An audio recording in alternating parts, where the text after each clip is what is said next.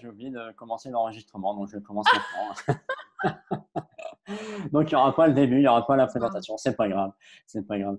Oui, et en fait, on s'aperçoit, et tu as tout à fait raison, que les émotions, finalement, bah, on a beau vouloir dire non, non, c'est pas grave, et que ce soit en fait des problématiques émotionnelles dans le couple ou dans le travail, bah, finalement, c'est toi, et bah, c'est toi, donc forcément, tu les emmènes.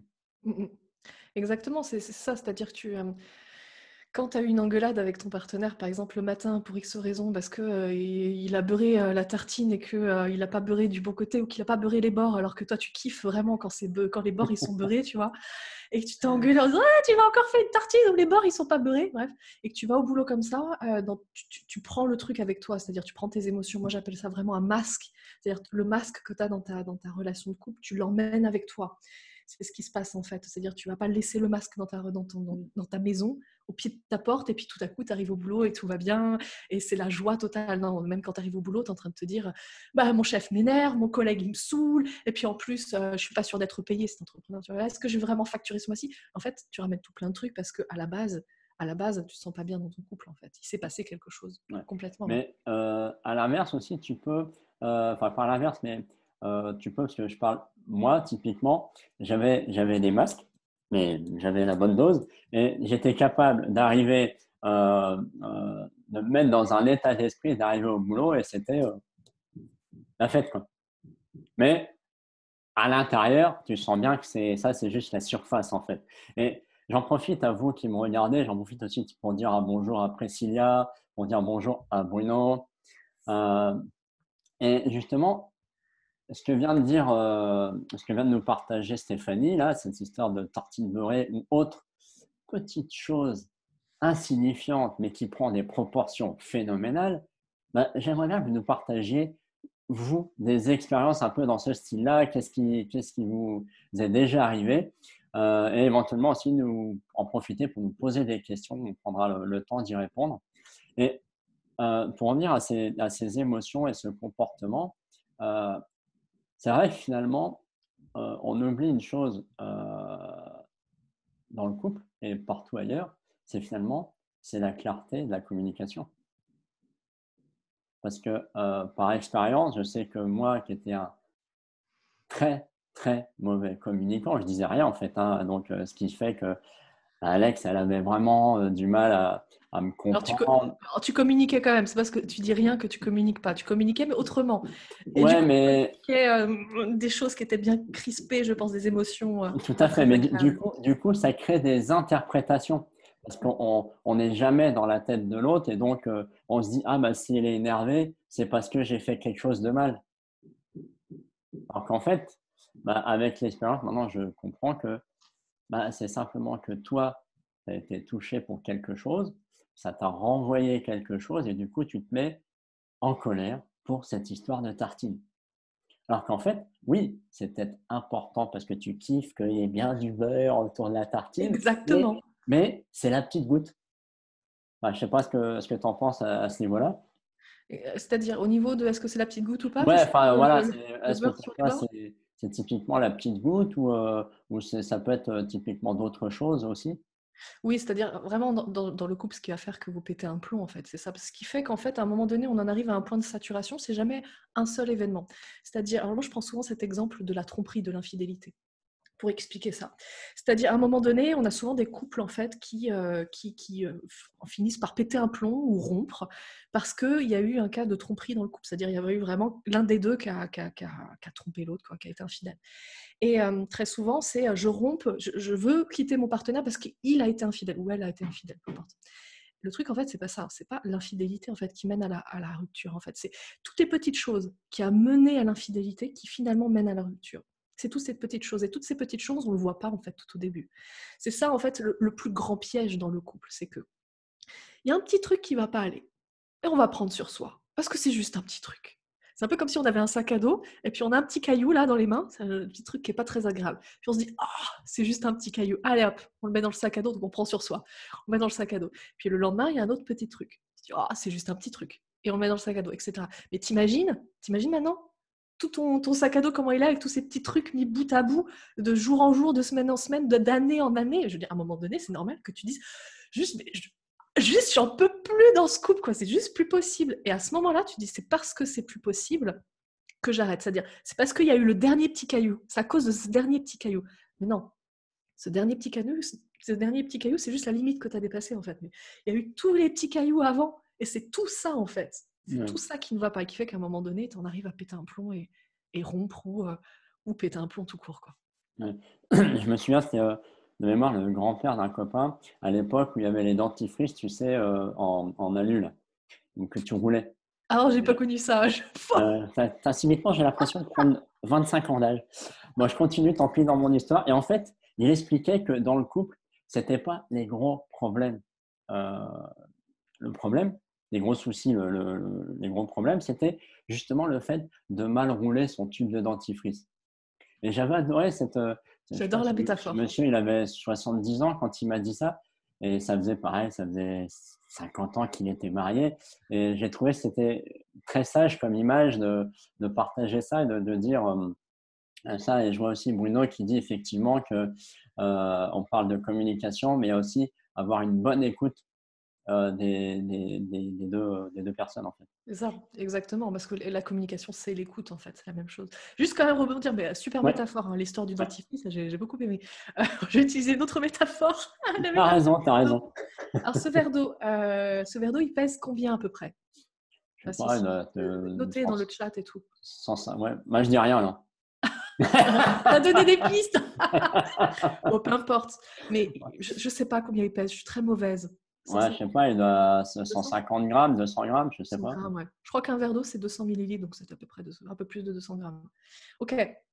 Maintenant, ce même verre d'eau, comme ça, tenu comme ça, là, sans le poser, au bout de 2 heures, il pèse combien? Il pèse toujours 250 grammes. Pourtant, pour moi, il pèse pas 250 grammes. Il va peser beaucoup plus lourd. Maintenant, on attend 10 heures comme ça. C'est-à-dire, je garde le verre sans le poser pendant 10 heures. Le verre pèse toujours 250 grammes. Hein. Ça va pas bouger. Alors moi, je peux vous assurer que je vais avoir la sensation qu'il pèse genre 1 tonne. Et à un moment donné, je vais être obligée de le poser. Parce que j'en peux plus. Le couple, c'est la même chose, en fait. C'est ce que tu dis, le tube de dentifrice, c'est ça. C'est pas le gros truc qui explose. C'est un petit truc qui pèse pas lourd au début. Et puis finalement, on prend tellement sur soi et on dit pas les choses. Et on n'exprime pas son ressenti. Et ça pèse un peu plus lourd après. Et encore un peu plus après. Et encore un peu plus après. Jusqu'à ce qu'on n'ait plus le choix. En fait, on se met nous-mêmes dans une situation, on n'a plus le choix. On est obligé, à un moment donné, de poser le verre, de dire j'en peux plus, il y a ça qui va pas, ça qui va pas, ça qui va pas. Sauf que le problème, c'est quand on arrive là, bah, c'est déjà trop tard. Ouais, c'est ça. Et du coup, j'adore ta métaphore de la longévité à ce niveau-là, en termes de combien de temps tu vas endurer ce que tu endures. Et c'est fou, c'est qu'on a cette capacité, finalement, des fois, de se dire je m'en fous, je dirai rien. Et on devient passif, et simplement parce que par fierté masculine, je parle pour moi, on n'a pas envie de dire ouais, t'as peut-être un peu raison. Et du coup, plutôt que de lâcher ça pour passer à autre chose, bah, du coup, l'autre s'évertue dans sa position, toi, tu restes dans ta position, mais on n'avance pas. Et du coup, ça amplifie d'autant ce mouvement. Il y a un jour un de mes mentors, qui m'a appris que l'ego, c'est ce qui coûte le plus cher dans la vie. Et dans tous les domaines de vie, que ce soit professionnellement parlant, mais aussi personnellement parlant. L'ego, c'est ce qui coûte le plus cher en termes de conséquences après derrière. Parce qu'à partir du moment en fait, où on se dit non, je vais agir juste pour mes propres intérêts personnels et non plus l'intérêt du couple ou non plus l'intérêt du peuple, c'est l'intérêt de la boîte ou l'intérêt... Bref. Si j'agis que pour mes intérêts, en fait, c'est l'ego qui parle. En fait, c'est moi, je. Tu m'as pas donné la reconnaissance. Bah écoute, moi je te donne rien. Tu m'as pas dit que j'étais le plus fort et que j'étais le plus beau. Bah écoute, moi je te donne pas non plus tout ce que tu demandes. Et donc là, ça c'est l'ego. Et à partir du moment où l'ego agit, c'est le début de la fin. C'est-à-dire, à un moment donné, il va falloir agir différemment. Ça, c'est sûr, il faut faire une rupture, hein, une rupture de pattern, changer complètement de comportement, parce qu'en fait, l'ego mène à l'ego, c'est-à-dire l'ego amène de l'ego, c'est-à-dire l'ego qui est seul, qui est centré sur lui, va amener à plus de solitude, à être plus centré sur soi. Et bon, le couple, c'est deux personnes, donc c'est pas de la solitude en fait. Ouais. C'est ça aussi qu'on oublie, c'est que des fois, tu as des gens qui sont un peu ensemble pour être ensemble, finalement, et qui ne prennent pas le temps de s'apprécier ou et qui switchent à une autre relation plutôt que de prendre le temps justement d'échanger, de voir. Et puis tu parlais justement de ressentir là, ces émotions, de subir un peu finalement la pression de l'autre. Enfin, je le dis avec mes mots, mais en fait, moi je m'aperçois aussi que quand, euh, quand je ne sais pas, ta femme ou ton mari te fait une remarque, bah, subitement, tu peux partir. Ton compteur de pression, il se met à 300% et toi, tu pars en live et l'autre, il comprend pas. Et moi, je sais par exemple que par expérience maintenant, heu, c'est aussi parce que finalement, on a tous une histoire et peut-être ce que vient de te dire la personne, bah, toi, tu vas réagir non pas par rapport à ce qu'elle vient de te dire, mais par rapport à ce que toi, ça te renvoie. Ça peut te renvoyer à ce qu'on appelle à des notions de culpabilité, d'humiliation que tu as eues dans ton histoire. Ça n'a rien à voir sur le moment, mais subitement, la petite phrase ou la petite remarque qu'on te fait, pouf, ça te fait un switch là, et puis toi, tu pars en live parce que tu te sens pas bien dans cette histoire-là, parce que tu l'as pas réglé, entre guillemets, tu l'as pas transformé. Et donc, toi, c'est quoi ton rapport avec ça, en fait, par exemple? Complètement d'accord, complètement aligné. Mais je vais pas m'arrêter là, je vais développer, hein. Vas-y, Je vais pas justement. faire que confirmer. Complètement. Déjà, il y a une chose vraiment quelque chose de très important que tu as dit. Je trouvais plus le mot important. Le concept de réaction, c'est-à-dire quand on est en réaction par rapport à quelque chose, on n'est plus en action. Et c'est quelque chose de complètement différent. C'est deux concepts opposés en fait. C'est-à-dire quand on est en réaction, c'est-à-dire qu'on ne va pas agir selon ce qu'on veut et selon nos propres besoins, on va agir selon quelque chose qui s'est passé à l'extérieur de soi. Alors que quand on est en action, peu importe ce qui se passe en fait autour de soi, peu importe notre environnement, on pourrait nous dire mais t'es complètement conne, mais ma pauvre fille t'es moche, ou mais pas cette jupe elle te va pas bien. N'importe qui pourrait dire n'importe quoi, on s'en fout finalement. Peu importe ce que dit l'autre, on agit selon nos propres besoins, nos propres envies. Donc ça, c'est deux concepts complètement différents. Et puis, complètement, quand tu parles vraiment d'émotions, c'est-à-dire à un moment donné, tu dis, on part dans des pics émotionnels parce qu'à un moment donné, l'autre a dit quelque chose où il n'a pas beurré le bord de la biscotte, tu vois, par exemple, et puis, ça part dans une crise. Et j'ai envie de dire, ok, c'est pas grave. Tu vois, en fait, il n'y a rien de grave en fait, dans un couple à partir du moment où on sait ce qui se passe. On a conscience de ce qui se passe. Euh, Par exemple, c'est pas parce que je suis coach et que je bosse depuis longtemps sur mes émotions que je fais pas des crises. La dernière crise que j'ai faite, c'était à un moment donné hier. Je me suis mise en colère. Donc, ça m'arrive encore d'être en colère. Je me suis mise en colère parce que bref, il y a une histoire de Airbnb qui veut pas me rembourser parce que j'ai pas pris de photos, puis je peux pas prendre de photos parce que je suis bloquée en confinement. Enfin bref. Donc ça a été très compliqué et je me suis mise en colère et à un moment donné, je me suis pas dit en fait, j'ai pas le droit d'être en colère. Non, l'émotion est primordiale. Elle a besoin d'être là. L'émotion, et tu vas valider ma 200%, complètement alignée, quoi. L'émotion, c'est un messager qui toque à ta porte, tu vois, et qui dit « Eh oh, il y a un petit truc qui va pas bien là. » Entre tes besoins et ce que tu veux vraiment, tu vois, il y a un truc qui va pas. C'est-à-dire ce que tu fais là, ce qui se passe dans ta vie, ce que tu as l'impression qu'il se passe ou ce qui se passe vraiment, et puis ce dont tu as vraiment besoin et ce que tu as vraiment envie. En fait, il y a une différence. Et Mmh. l'émotion va venir dire ça. Donc, heureusement qu'il y a de la colère dans les couples, heureusement qu'il y a de la tristesse, heureusement qu'il y a de la frustration, heureusement qu'il y a de la rancœur, heureusement qu'il y a de la culpabilité. Maintenant, entretenir ça sur le long terme, Mmh mh. ça par contre, ça va nuire au couple. C'est-à-dire, s'il y a de la colère dans le couple, c'est OK.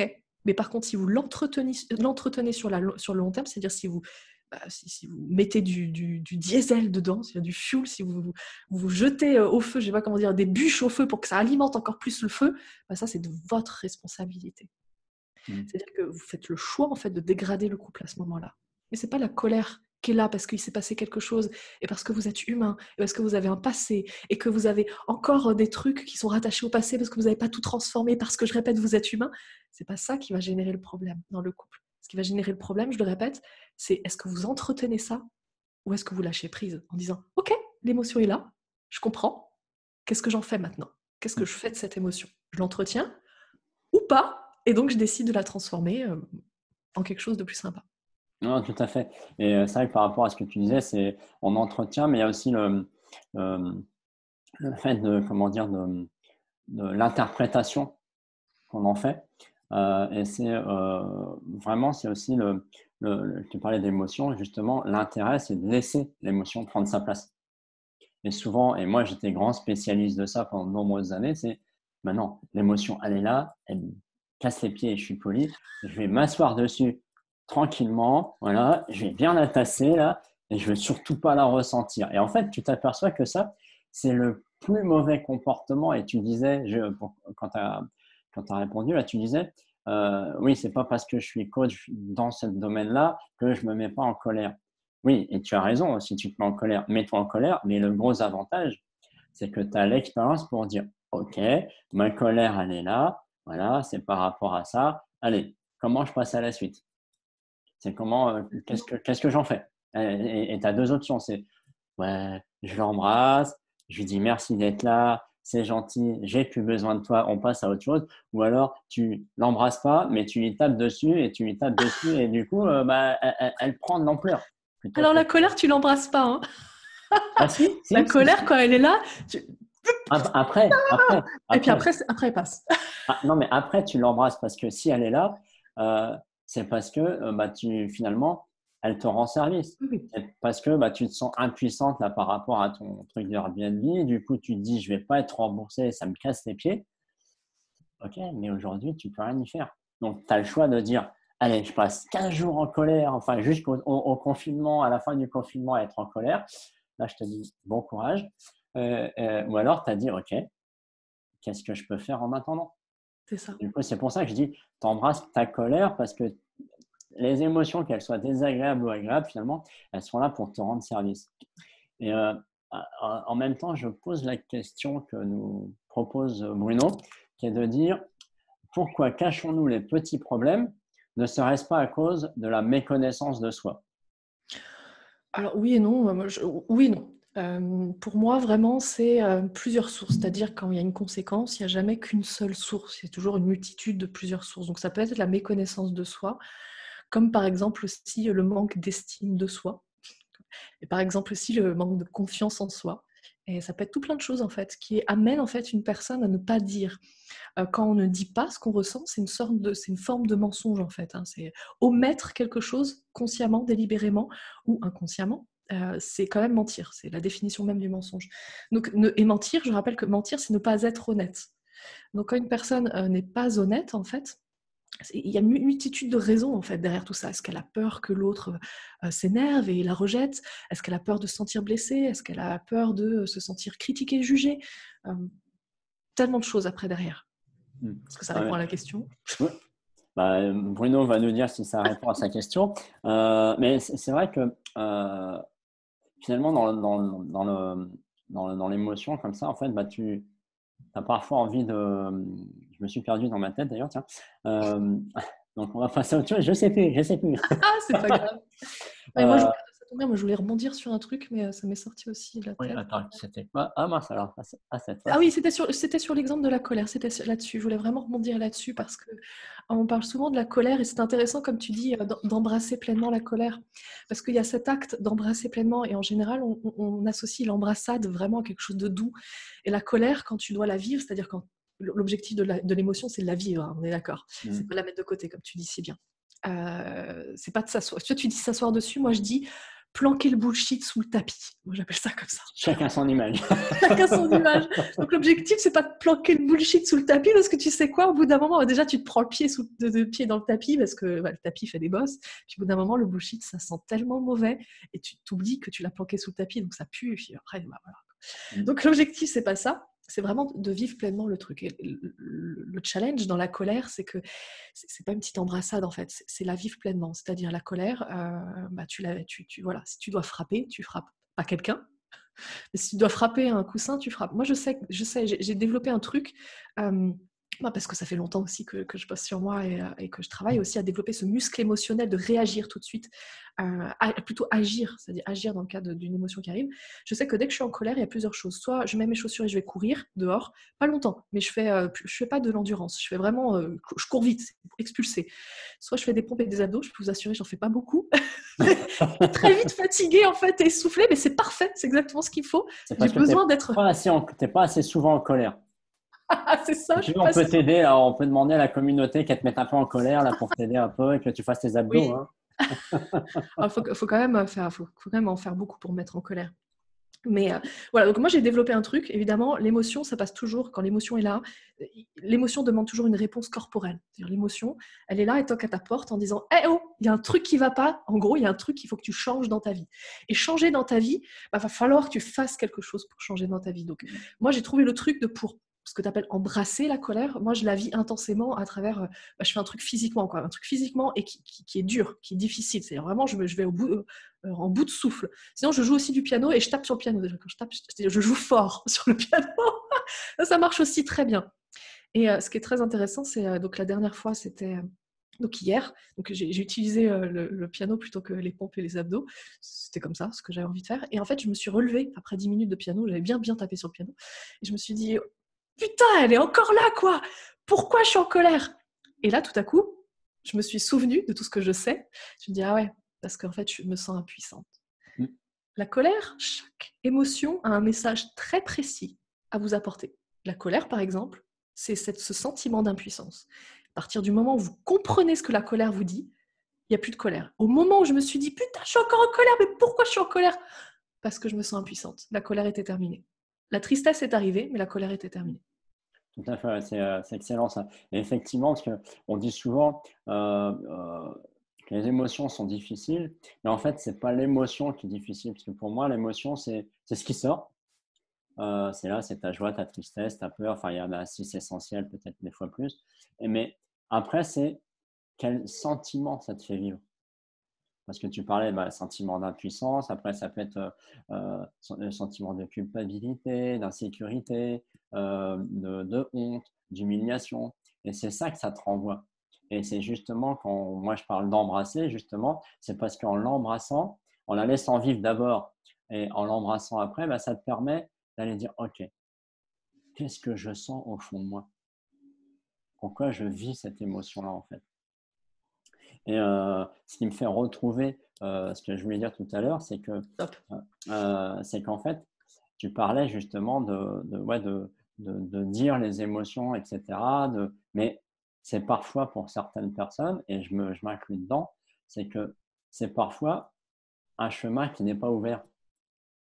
Et donc, tu mens, tu mens parce que inconsciemment, parce que tu ne sais pas faire autrement. Tu n'as pas le chemin neuronal, si on va aller dans ce sens-là, pour aller, tiens, c'est cette émotion-là, donc cette émotion-là, ok, c'est ça, c'est ces mots-là qui sont rattachés à ça pour moi, donc je peux les sortir.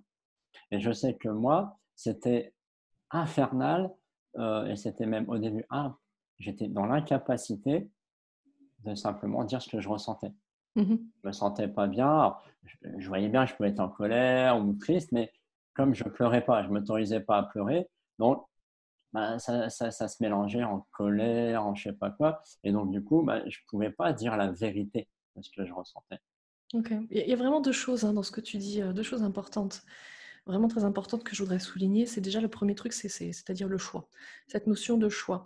Moi, je pense vraiment que quelqu'un qui n'est pas authentique, c'est-à-dire qui ne dit pas ce qu'il ressent, qu'il contient pour lui, qu'il garde à l'intérieur de lui, dans le couple, c'est vrai, ça va être une personne qui en fait a le choix de l'exprimer ou pas, mais qui fait vraiment, j'insiste sur la notion de choix, qui fait le choix de ne pas l'exprimer.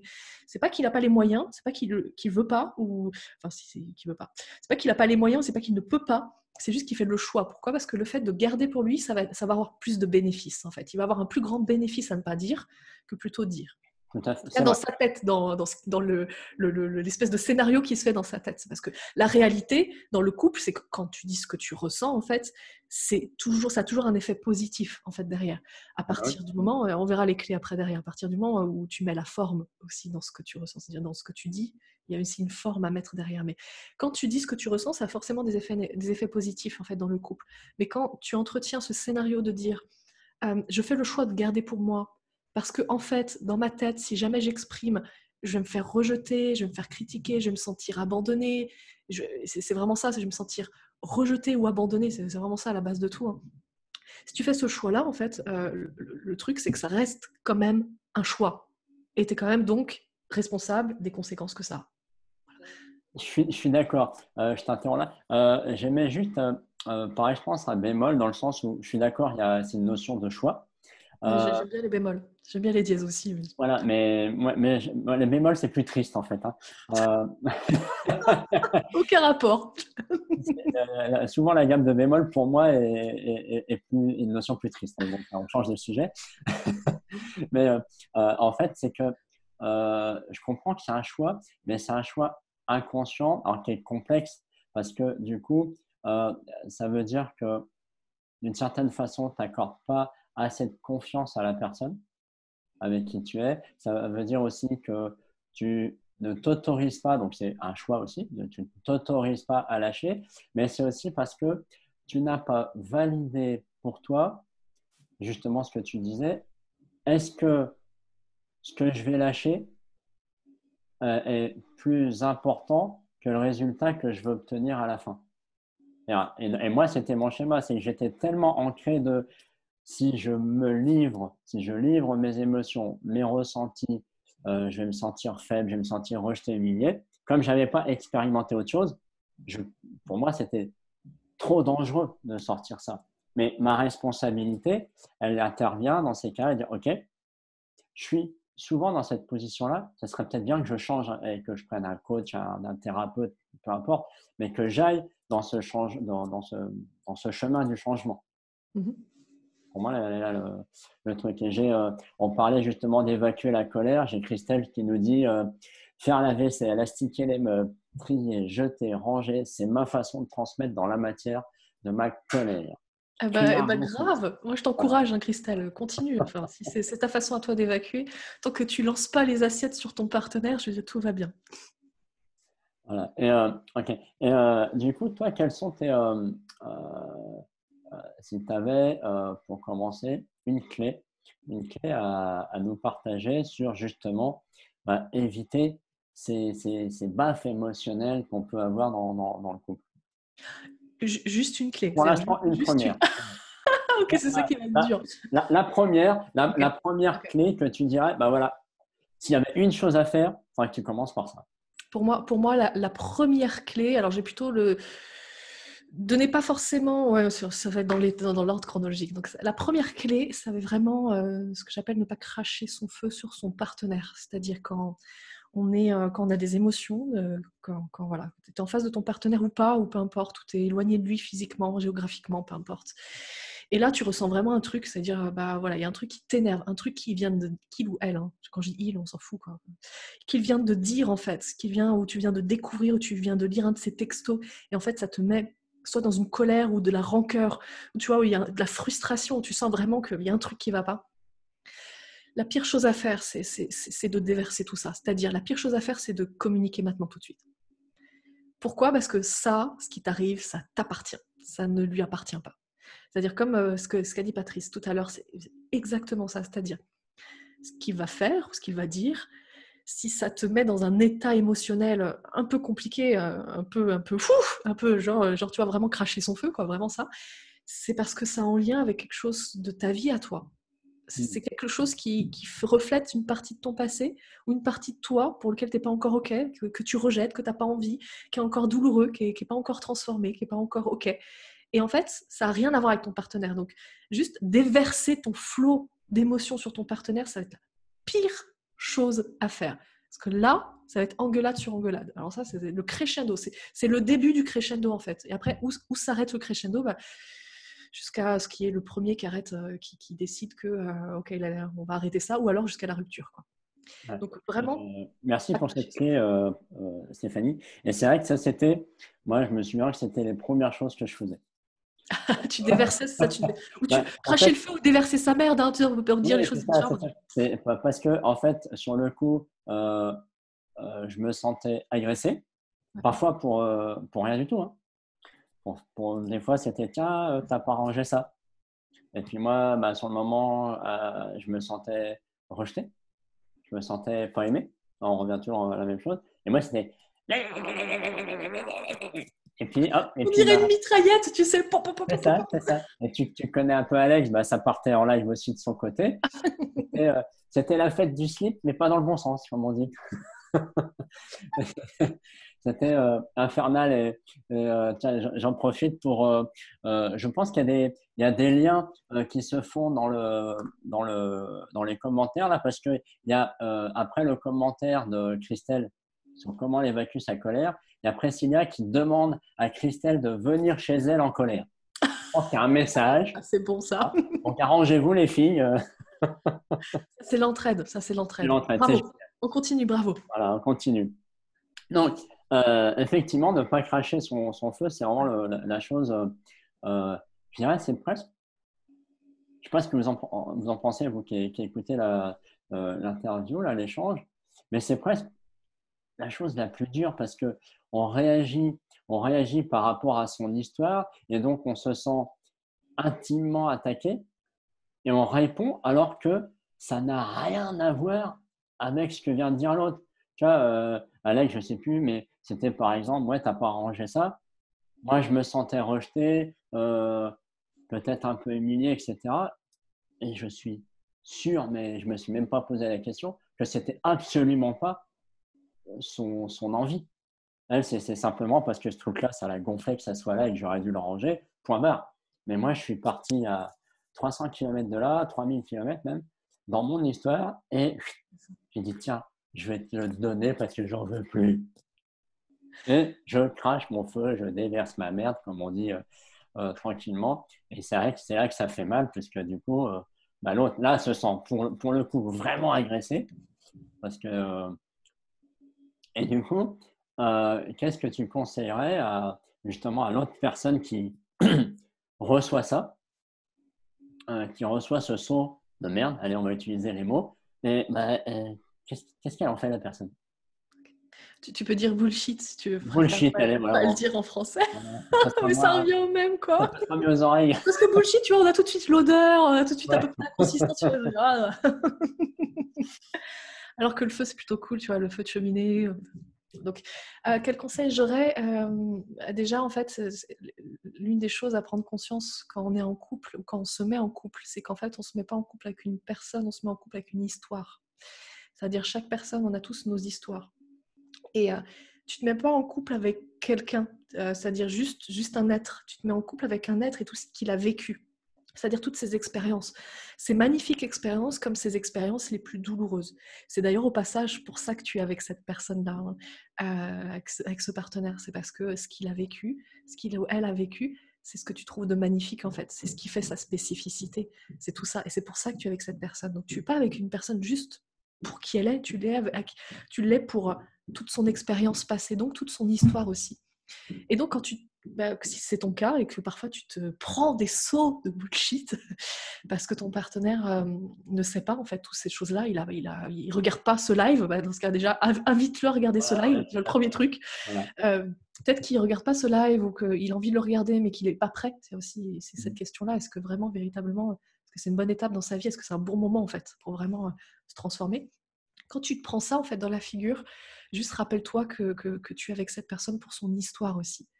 Et que donc, du coup, l'une des choses que j'ai répétées quasiment quotidiennement dans ma vie et qui m'a énormément aidée et qui est rien d'autre qu'une phrase c'est pas les accords Toltec, mais presque, c'est les autres ne font pas les choses contre soi, contre les autres, ils font les choses pour eux.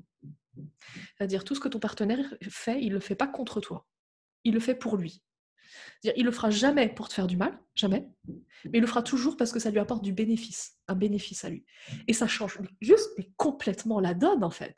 Parce qu'à partir du moment où ton partenaire il est en train de te crier dessus, parce que juste tu as rangé une chaussette rose avec une chaussette bleue, tu t'en es même pas rendu compte. Non, comme ça m'était arrivé. C'était une chaussette de taille 40, il faisait du combien? Il fait du 44. Une chaussette de taille 44 avec une de mes chaussettes taille 38. Puis j'avais pas vu, c'était les mêmes. Et du coup, je sais pas pourquoi, tes chaussettes. À ce moment-là, je me suis dit, oh, Steph, il fait pas ça contre moi, il fait ça pour lui. Parce que ça le met dans un état. Bref, c'est son histoire. C'est son histoire. J'ai pas forcément besoin d'aller la comprendre et tout pour juste accepter que il est en train de verser sa merde, c'est son histoire et c'est ok. C'est ok. Il a besoin de temps, il a besoin d'espace. Donc, ok, ça marche.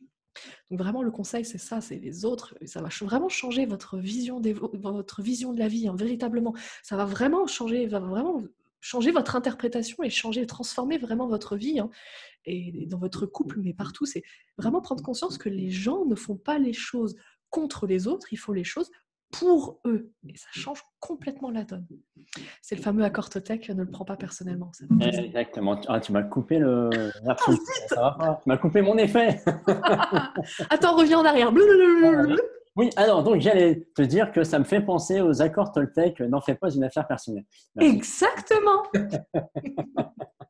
Oui, et c'est vrai que en plus, c'est un concept très puissant, mais très compliqué à faire. Moi, je me souviens qu'il y a une période où j'avais un de mes anciens directeurs généraux qui a été un peu l'un de mes mentors pour moi, mais qui avait aussi ce désagréable comportement d'être lunatique.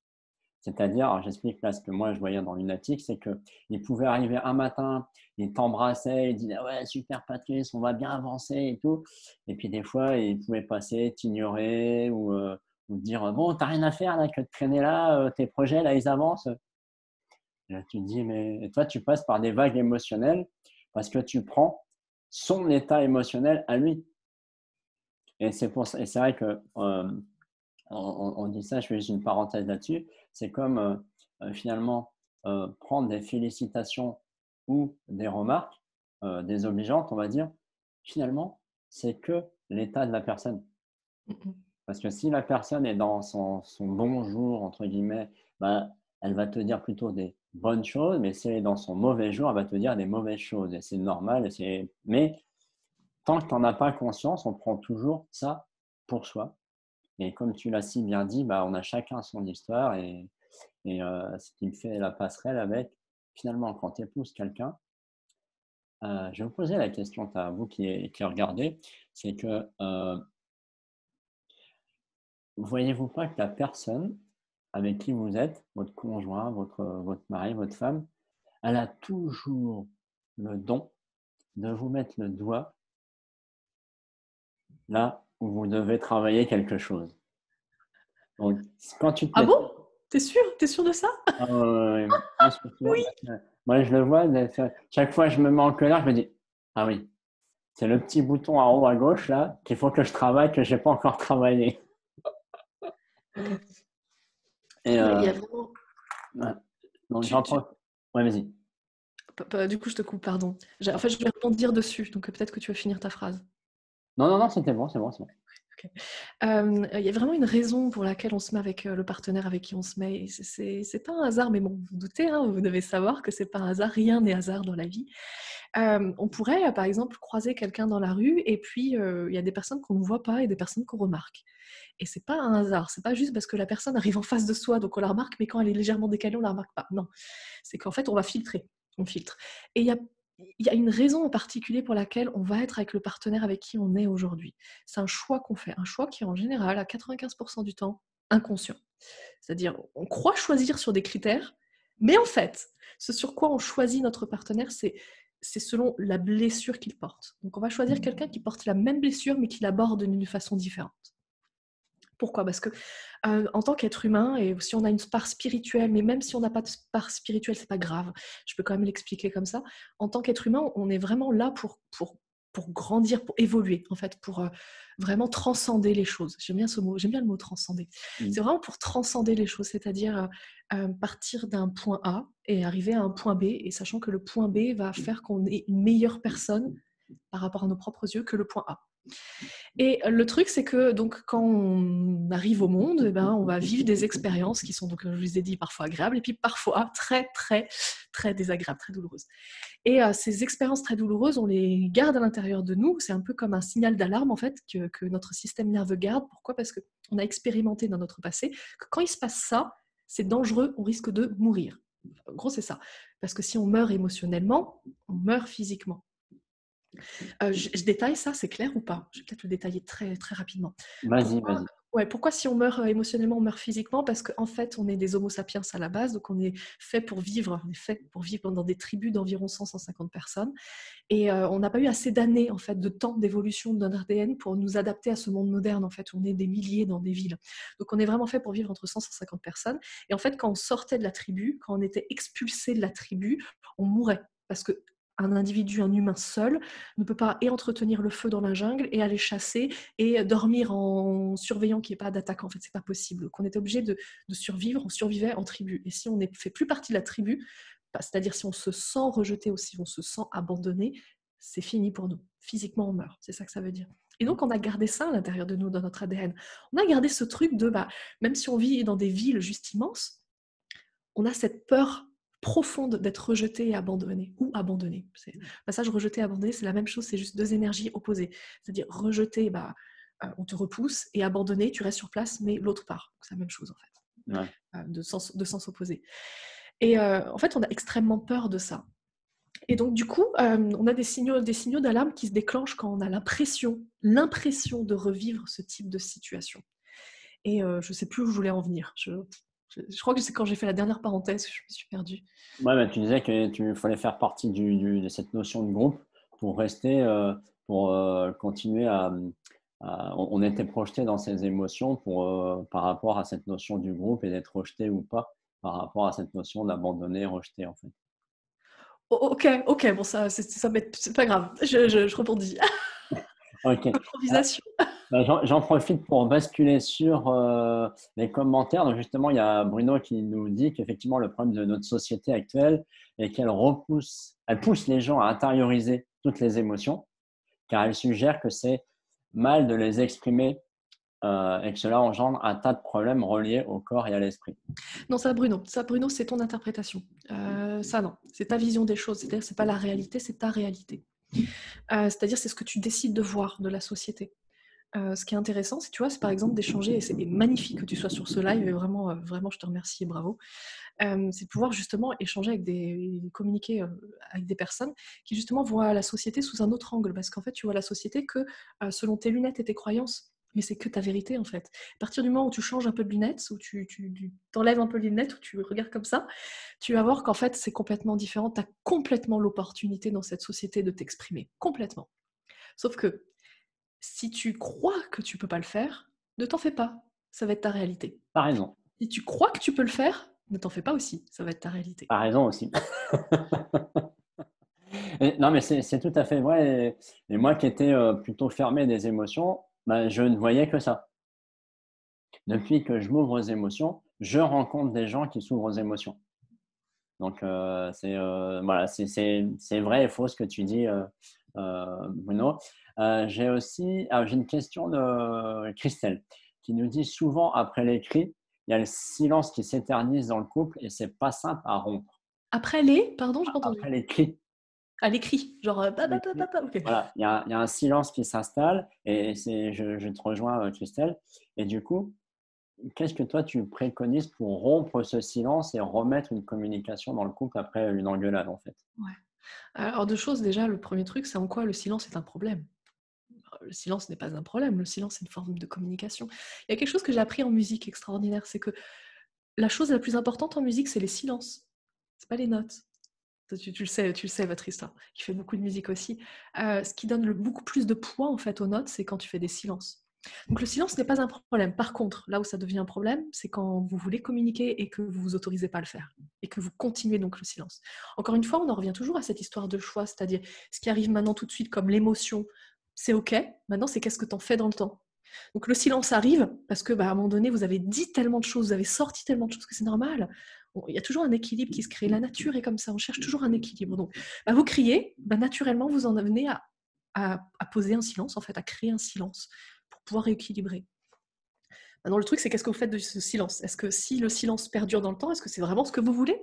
Ou est-ce que vous voulez recommencer à communiquer? Donc, si vous voulez vraiment rompre ce silence au bout d'un moment, tout en acceptant totalement le fait que le silence existe et que c'est OK d'avoir un silence après une engueulade, quoi.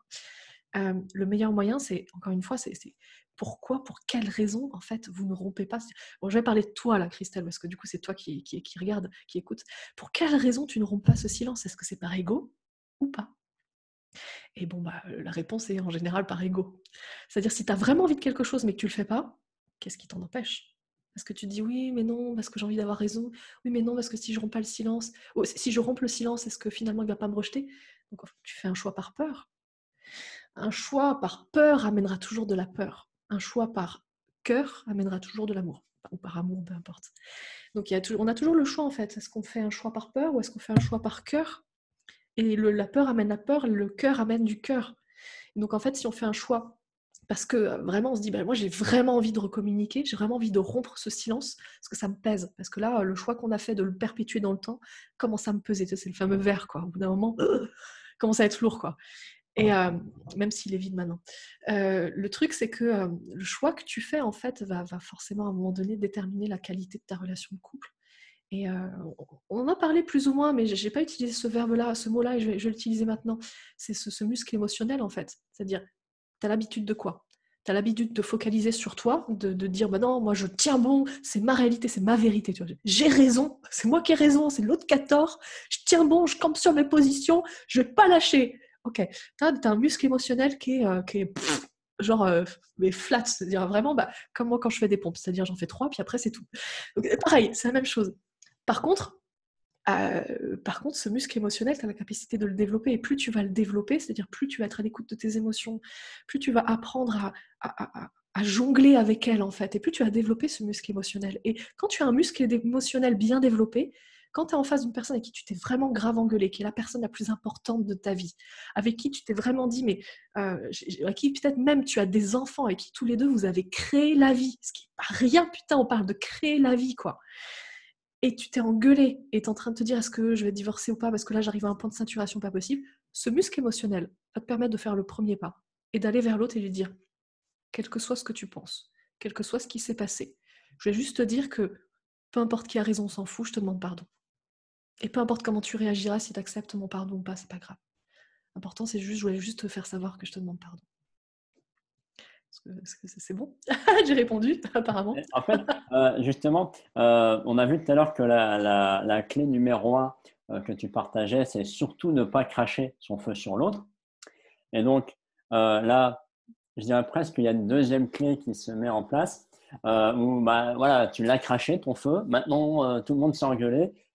Il y a un silence. Et donc, est-ce que je peux dire que ta deuxième clé, bah, ça serait de dire OK, j'accepte ce qui s'est passé en tant que tel et je prends sur moi de faire la démarche d'aller vers l'autre, de dire OK, voilà, toi tu dis bah voilà, peu importe ce qui s'est passé, peu importe ce que tu as dit, peu importe qui a raison, euh, bah voilà, repartons sur d'autres voies, repartons mieux. Ah, je n'ai pas noté la fin, pardon, mais repartons vers de meilleurs auspices ensemble. Exactement. Exactement, c'est la deuxième clé, sachant qu'il y a quand même un élément très important pour passer de la première clé à la deuxième clé. Donc la première clé, c'est vraiment quand tu as des émotions comme ça, et j'insiste sur émotion n'est pas égal à sentiment. Émotion, c'est maintenant tout de suite, sentiment, c'est le choix que tu fais de le perpétuer dans le temps. Tout à fait. Quand tu as l'émotion qui arrive, bam, tu le craches pas sur ton partenaire, ça a juste à voir rien qu'avec toi-même, c'est ton histoire à toi en fait, c'est toi qui es blessé, c'est pas l'autre. Donc juste tu craches pas ton feu, tu vas balancer des assiettes, non, ranger des assiettes, nettoyer des meubles, passer l'aspirateur, aller courir, t'achètes un punching ball ou tu tapes dans tes coussins ou tu cries. D'ailleurs au passage, des enfants, qu'est-ce qu'ils font quand ils sont énervés? Ils crient, ils serrent les poings et ils tapent du pied. Je sais pas si tu as déjà fait ça. Alors j'ai refait ça il y a pas longtemps.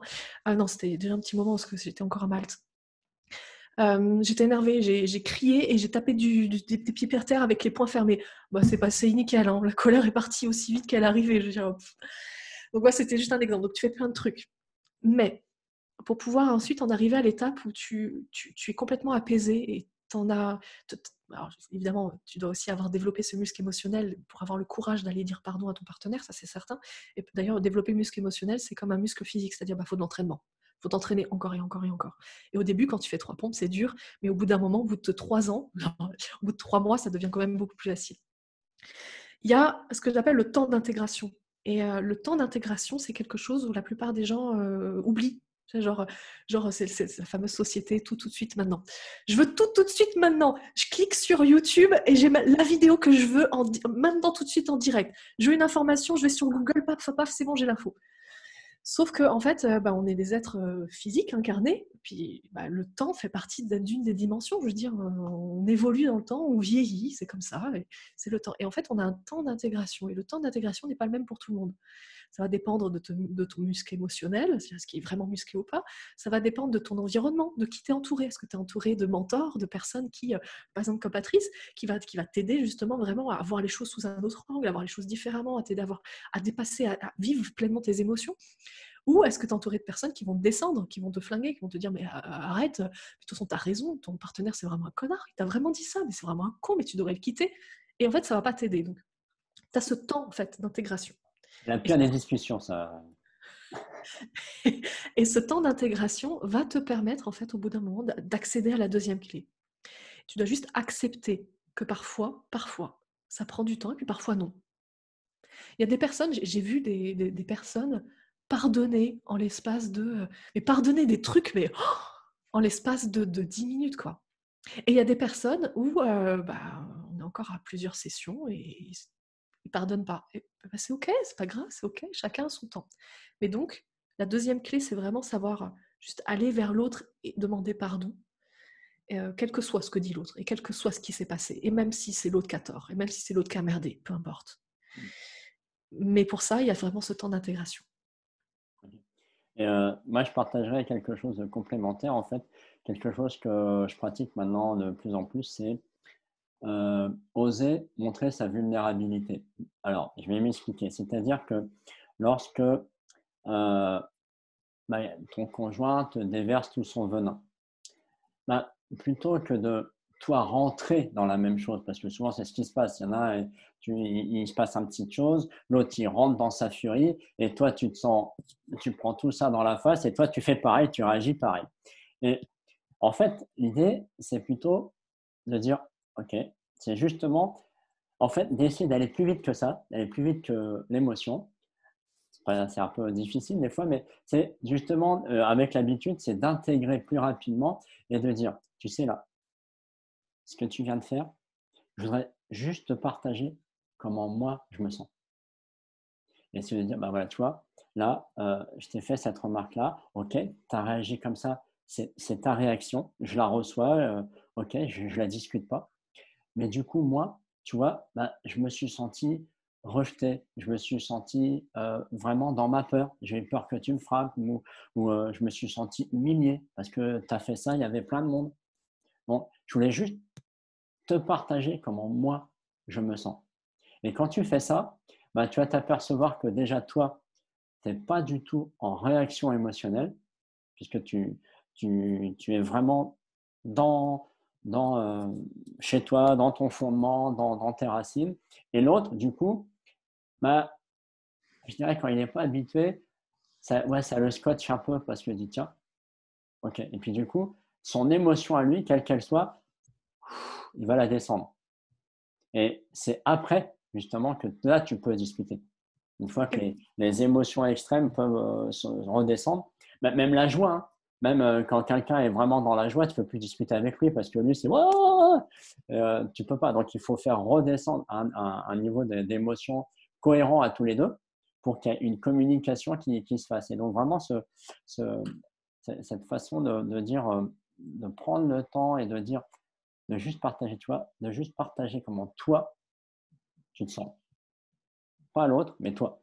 Puisque comme tu me dis bien Stéphanie, c'est on a épousé une histoire et donc c'est prends ton histoire et dépose-la. Et dire voilà, je me sens comme ça, moi ça m'a renvoyé à mon histoire. Ah tiens, tu la connais pas, est-ce que je peux te la partager? Tu en feras ce que tu veux Voilà, mais il faut, voilà, c'est après, c'est de l'écoute, c'est de l'intuition pour pouvoir être à même d'être dans ce scénario-là, en fait. Donc ça, et puis tu sais, ça rejoint cette notion aussi de temps d'intégration parce que l'autre n'est pas en capacité de recevoir en fait. Tu as beau dire parfois, je me sens comme ça, si l'autre il est encore plein dans son crachage de feu, dans son déversage de bullshit ou dans son crachage de venin, le nouveau mot qui est plutôt pas mal, l'autre n'est pas en capacité de recevoir. Il y a vraiment ce temps d'intégration qui n'est pas le même pour les deux, qui n'est pas le même pour les deux en plus. Excellente remarque, oui, tu as raison, parce que j'ai oublié un élément important, c'est de demander l'autorisation. De dire, excuse-moi, est-ce que je peux juste te partager comment je me sens? Mm, mm. Mais d'accepter que l'autre, il peut te dire non. Et C'est dans ce ça. cas-là, Et C'est ça. après, pour dire comment tu romps le silence, bah, en fait, c'est d'accepter le silence. Moi, c'est ce que je fais maintenant. Mais moi, je rentrais aussi, à un moment donné, je rentrais dans mon ego. Et le silence, il durait. Il durait. Il durait. Et c'est de dire, Ça, tu faisais un choix tu de sais quoi? perpétuer dans le Eh temps. ben, moi, je vais rien dire pendant 3 jours. Fuck. Mais ça, c'est pas le bon plan. Et non, après, moi, je laisse un temps ouais, d'intégration finalement. Merci pour cette clé, Stéphanie. Et puis après, je repars à une activité avec l'autre. C'est-à-dire, bah, si on allait passer à table, il dit, bah, tiens, je vais mettre la table, ça te dit? Puis l'autre, il peut dire oui ou non. Mais je romps le silence de cette façon-là. Ça ne veut pas dire que l'autre va parler. L'autre, s'il veut rester dans son mutisme, ça lui appartient. Mais moi, j'essaye de faire, puisque c'était surtout moi qui faisais ça, j'essaye justement de dire, bon, allez, lâche ton ego, là, mets-le dans la poche, on n'a pas besoin pour l'instant, et de dire, allez, qu'est-ce qu'on devait faire tous les deux, on en était où, voilà, ou de dire, bon, bah, j'ai besoin de sortir un peu là, je vais faire un tour et je reviens. Mais ouais, mais de plus être dans la colère, de plus être dans l'émotion et de rompre le silence et de repartir dans une activité et potentiellement de le dire un peu à l'autre, de dire euh, des fois je dis bon, comment ça va maintenant? Tu vois, gentiment ou Ça donne le terrain, quoi. voilà, voilà. Et puis si tu te prends un scud en passant, bon bah tu sais que ça va pas Ah, tu encore. sais que c'est pas le bon moment. Ah, tu sais que l'autre a besoin de plus de temps. Voilà, mais au moins je romps le silence pour moi. Si jamais toi, Christelle, tu te sens un peu en, comment dire, ouais, ah, ouais, en insécurité avec ce silence-là, bah, laisse-le venir quand même pour l'apprendre, parce que le silence est un moment important, mais romps-le à ta façon, sans ego, voilà, reprends ton activité ou voilà, dis un mot à ton conjoint, fais-lui un petit bisou, même si sur le moment il le refuse un peu, mais voilà, fais-le à ta façon, gentiment, et puis voilà, ça va repartir en fait. Je vais continuer à rebondir dessus et puis ça me fait penser, j'ai retrouvé le fil de tout à l'heure où j'avais perdu le fil, je viens de le retrouver. Donc ça tombe bien, je vais faire le lien là entre ce qu'on dit là maintenant tout de suite et le fil que j'ai perdu. Ah, c'est ce fameux truc de pourquoi ça pète autant dans le couple. C'est-à-dire, on va pas se le cacher, d'accord, hein, on va se dire la vérité en face.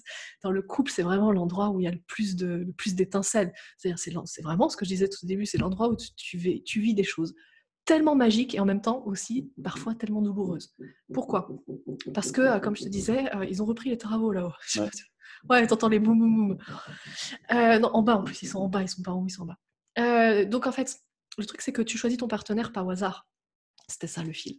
Tu le choisis pas au hasard, tu le choisis parce qu'il a la même blessure que toi, mais il l'aborde sous un angle différent. C'est pour ça qu'il sait mettre le doigt exactement là où ça fait mal, parce qu'il connaît exactement ta blessure, parce qu'il a exactement la même, mais qu'il y réagit complètement différemment. Donc quand toi, tu es à fond dedans et que tu es en plein dans ta blessure, bah lui, en fait, comme il y réagit différemment, il a certainement pas été touché de la même manière. C'est-à-dire, il n'est peut-être pas dans sa blessure quand toi, tu y es. Parce qu'en fonction de l'environnement, comme vous êtes ensemble et que vous vivez à peu près la même chose, et c'est pour ça en fait qu'il connaît si bien et qu'il met le doigt pile là où ça fait mal, parce que c'est comme ça, parce il te connaît exactement, parce que tu le connais exactement. Donc toi aussi, à chaque fois, tu vas le titiller et appuyer pile là où ça fait mal, parce que tu connais sa blessure, parce que tu as sa blessure, tu l'as aussi. C'est ça qui est intéressant aussi dans le couple, c'est que on choisit son partenaire pour voir la blessure différemment, l'aborder différemment, pour nous donner toutes les opportunités pour la guérir. C'est vraiment pour transcender cette blessure-là. Donc on va attirer quelqu'un qui a la même blessure, mais qui réagit différemment. Et c'est pour ça qu'on se sent tellement juste pareil que notre partenaire, tellement proche et tellement éloigné. on se sent vraiment comme lui. C'est-à-dire, on y a tellement de similitudes, mais en même temps, il y a tellement de différences. C'est exactement ça. On a la même blessure, mais on l'aborde différemment. Je rigole en même temps que je passe un coup d'œil sur les commentaires et je vois Bruno qui me dit d'un air rigolard, Patrice, tu arrives à faire taire Alex? Pas toujours. Pas toujours. Mais l'objectif n'est pas Prend de la sa faire. place, elle prend sa L'objectif n'est pas place de la et elle a faire bien taire. raison. Et, justement, par rapport à ces histoires de blessures, euh, comment tu peux accompagner ton conjoint à, je dirais pas à résoudre la Ah, blessure, parce que j'aime ça la ne question. suffira Ah, pas, mais j'aime la question, tu vas-y. peux l'accompagner à faire son chemin. Bah, tu l'accompagnes pas à faire son chemin. Ouais. Non, mais Ah, c'est quelque chose de très important. Mais merci de poser cette question, Patrice. bon, je te Vraiment. laisse répondre à ça, mais ce n'était pas dans le sens que je voulais l'entendre, pardon. Ah, Mais ok, d'accord. Ouais, réponds à c'est cette très important. erreur de question. C'est très important que tu l'aies posé dans ce sens-là, parce que c'est vraiment quelque chose où vous ne pouvez pas terminer. J'étais obligée de le dire dans ce live-là. On parle beaucoup de et quand l'autre fait ça, et quand ton partenaire déverse, comment tu fais pour. Bon, en fait, c'est très simple, tu ne fais pas pour l'autre. C'est-à-dire, l'autre, tu l'acceptes comme il est, ou tu ne l'acceptes pas. Si tu ne l'acceptes pas, pose-toi la question de pourquoi. Qu'est-ce que tu fais avec lui, quoi. En fait, c'est ça la grande clé dans le couple, c'est que tu ne changes pas ton partenaire et tu ne cherches pas à changer ton partenaire. Le plus tu veux, même si c'est pour son bien, même si tu sais que ce chemin-là va lui apporter plus de bénéfices et il se sentira tellement mieux que le chemin qu'il est en train d'emprunter, là, qu'il fait se sentir pas très bien, ben, tu l'aides pas. Parce que le plus tu vas le pousser dans ce chemin, que tu sais qui est bon pour lui, et le plus il va résister. Parce que le plus tu le pousses sur ce chemin, le plus tu lui dis, tu lui envoies comme message, je ne t'aime pas pour qui tu es, je t'aime pour qui j'aimerais que tu sois. Et donc, pour lui, c'est pas OK. Quelqu'un ne veut pas être aimé pour quelqu'un d'autre. Il veut être aimé pour qui il est maintenant, tout de suite. Donc, le plus tu veux le changer, le moins il va changer. La grande clé, c'est juste, le change pas. Tu as raison, c'est une excellente précision et qui est très importante. Et c'est surtout valable quand tu es coach, je sais quoi je parle, c'est de vouloir coacher ta partenaire. Surtout, c'est dans la maison. Mais, que tu sois même thérapeute ou que tu amènes tes techniques de FT, de machin, de bidule, il n'en voudra pas de toute façon. Non, ma question se voulait, comment tu peux ouais, ouais, marcher le terrain ensemble un peu, comment tu vois, accompagner tout en s'accompagnant soi, enfin je sais pas comment l'exprimer vraiment, c'est à chacun de faire sa route. Mais finalement, dans le couple est une micro-société et peut-être qu'on peut avancer ensemble. Donc, toi, qu'est-ce que tu conseillerais justement de mettre en place pour, comme tu dis, on a des blessures communes, même si on n'en a pas conscience, mais qu'est-ce que tu pourrais recommander ou pour que les couples finalement communiquent mieux et évite justement de passer à je te crache ton venin, je te pardonne, c'est la joie, puis je te recrache le venin. Et justement, pour un peu ça, diminuer cette fluctuation émotionnelle. Il y aura toujours des fluctuations dans le couple. C'est ça qui est merveilleux, en fait, le couple. C'est que le couple, c'est le symbole de l'infini, en fait. C'est-à-dire, on a les deux personnes qui sont là, et en fait, on a la première qui va tout à coup prendre un élan, et qui va être en croissance, ou qui va s'éloigner, en gros. Et elle va lancer l'impulsion, en fait, à la seconde personne, qui va prendre l'impulsion, qui va la lancer, en fait. Et c'est comme ça que le couple évolue ensemble. Il y a toujours des écarts. Dans tous les couples, il y a toujours des écarts qui sont plus ou moins proches, plus ou moins éloignés. Et le couple fait ça toute sa vie, en fait. On s'éloigne, on se retrouve, on s'éloigne, on se retrouve. Donc ça, c'est complètement naturel. C'est quelque chose de normal. C'est-à-dire au moment où on s'écarte, c'est pas que le couple va plus, c'est que c'est un phénomène naturel du couple. La question était comment améliorer la communication, c'est ça?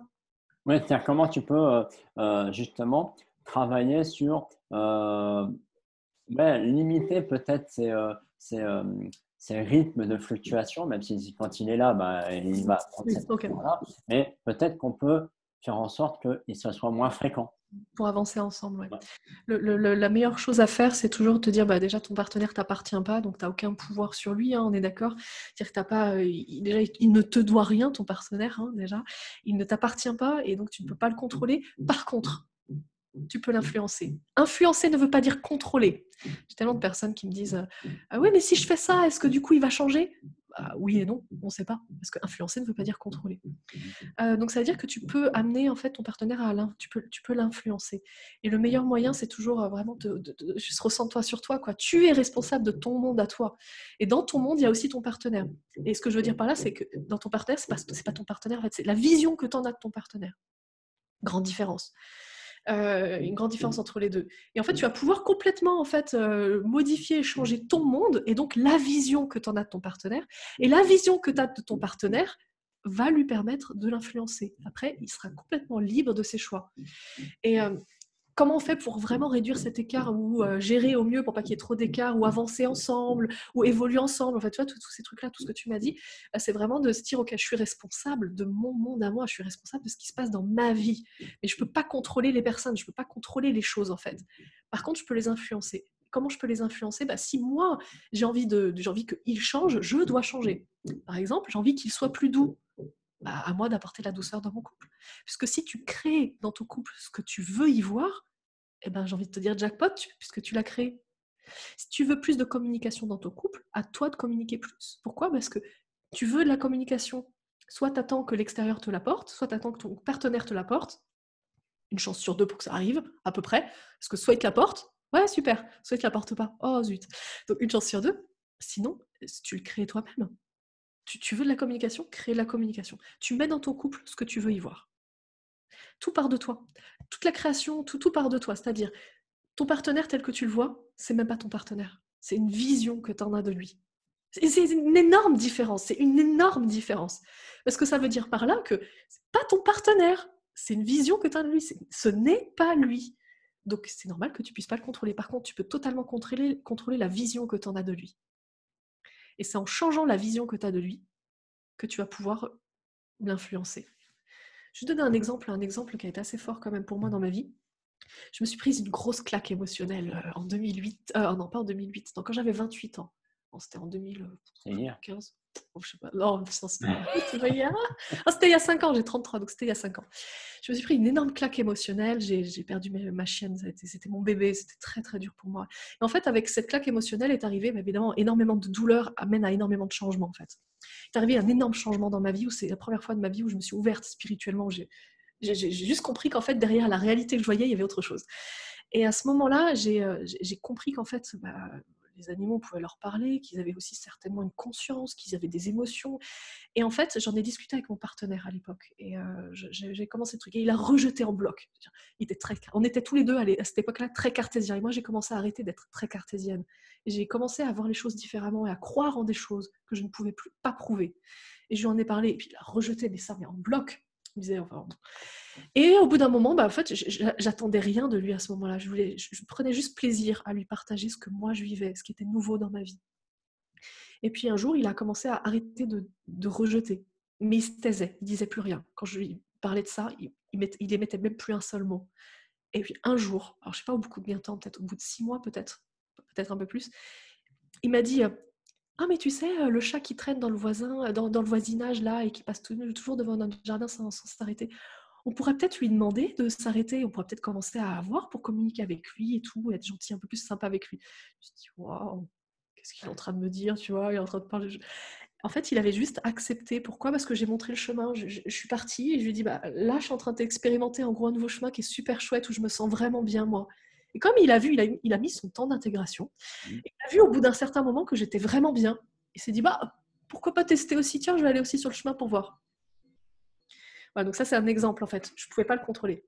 Si je lui avais dit, non, mais écoute, maintenant, à partir de maintenant, tu crois ce que je crois. Mais si c'est ma vérité, c'est la vérité absolue. Si c'est comme ça que ça se passe, il aurait refusé, en fait. Il aurait rejeté en bloc. Quand je lui ai juste expliqué ce que moi, je vivais en lui disant, voilà, à partir de maintenant, en gros, à partir de maintenant, c'est mon chemin, en fait.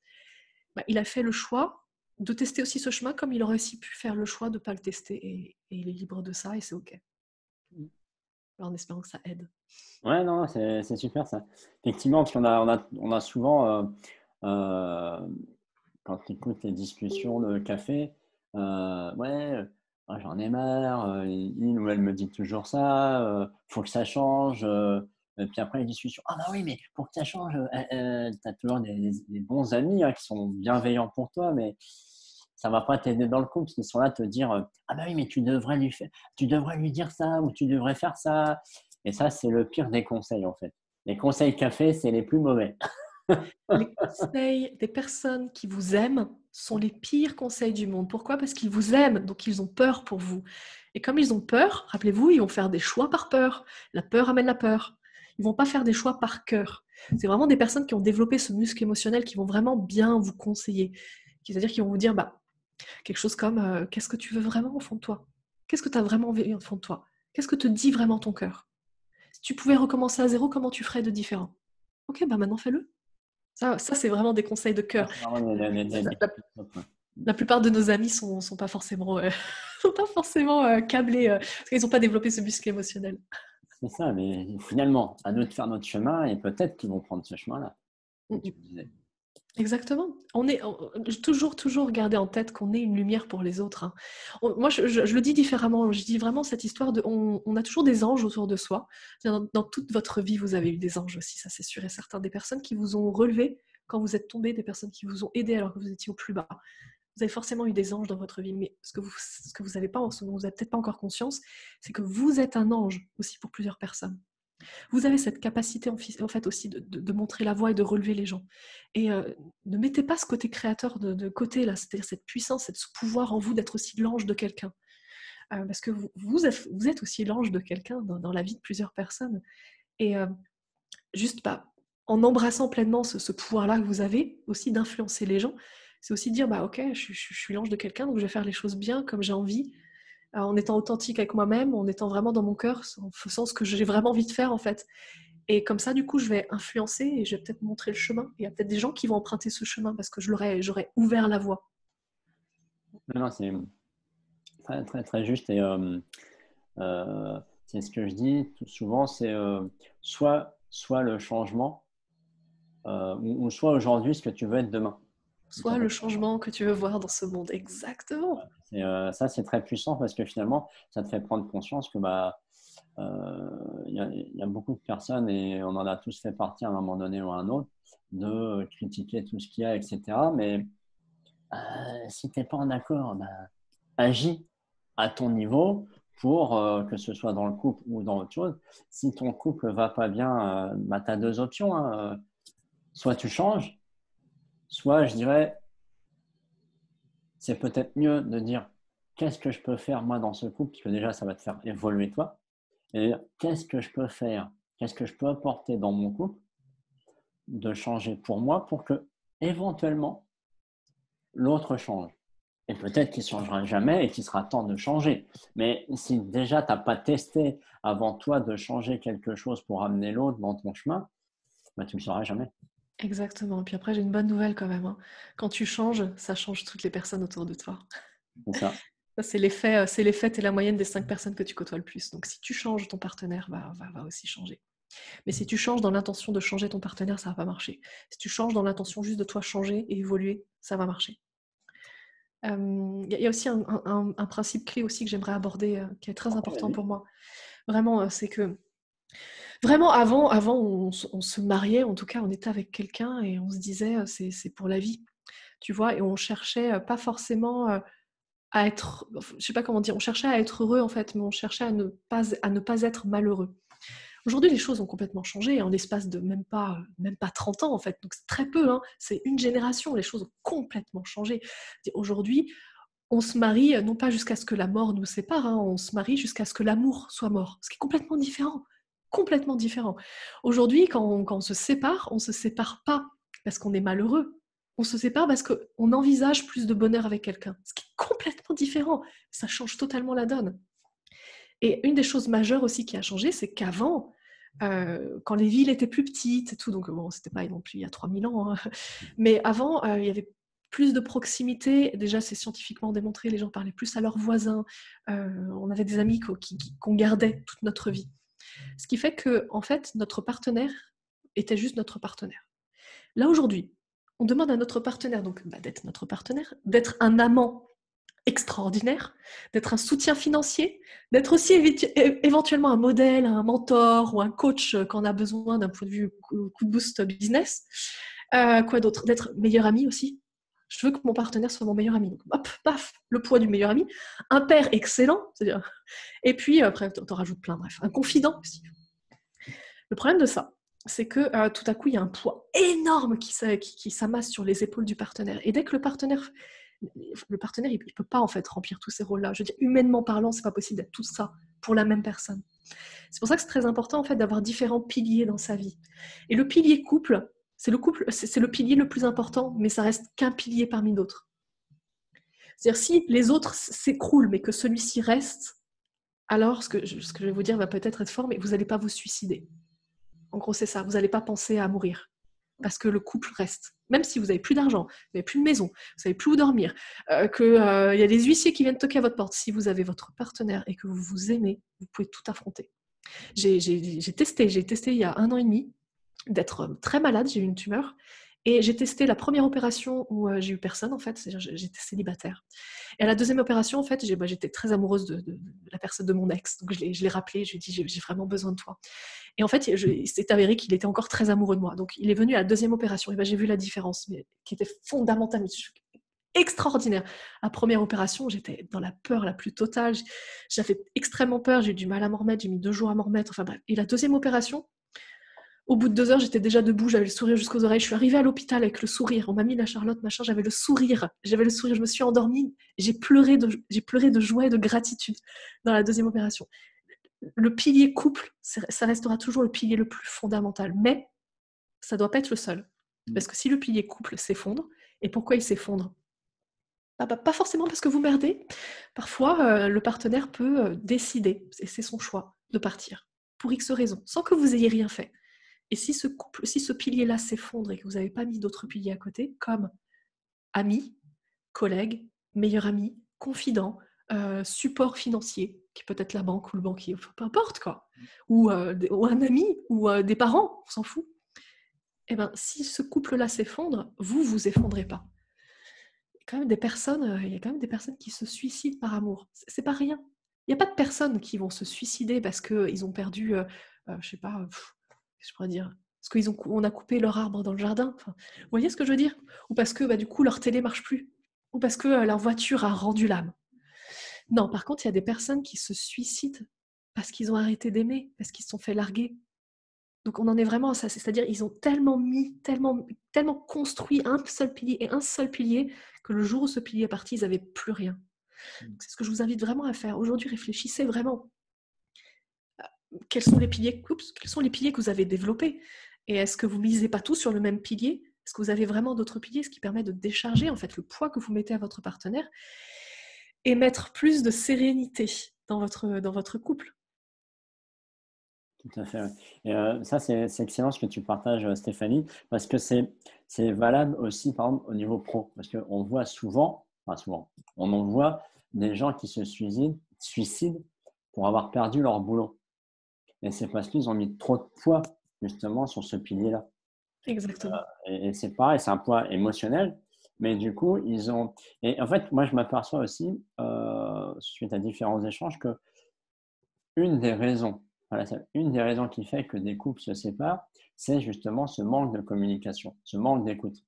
Dans le sens où il n'y a pas que ça, hein, mais je trouve que c'est un paramètre qui est, où moi je me surprends peut-être parce que maintenant j'ai plus de recul, mais des fois tu entends, tiens, pourquoi tu t'es séparé de ta copine, tu comprends?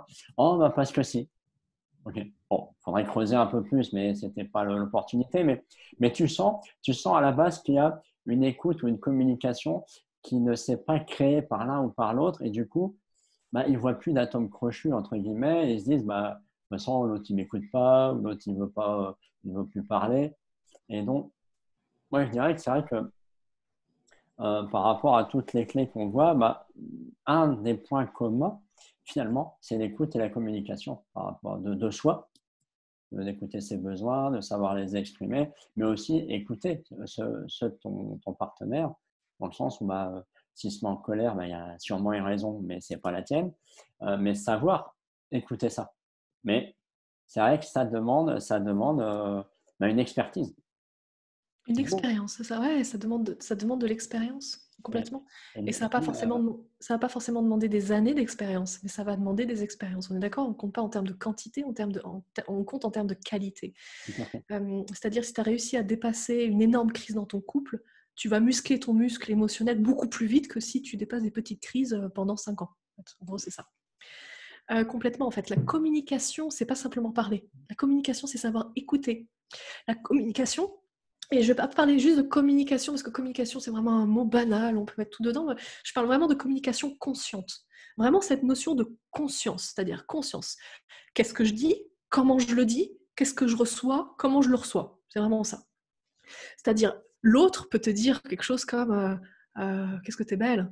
Et puis toi, tu vas dire, putain, pourquoi il me dit ça comme ça? Parce que ça me va pas, parce que je suis grossie, c'est quoi le truc? Toi, tu peux te dire ça. Alors que, donc c'est comment tu le reçois. Et après, l'autre peut te dire aussi, mais comment t'es belle?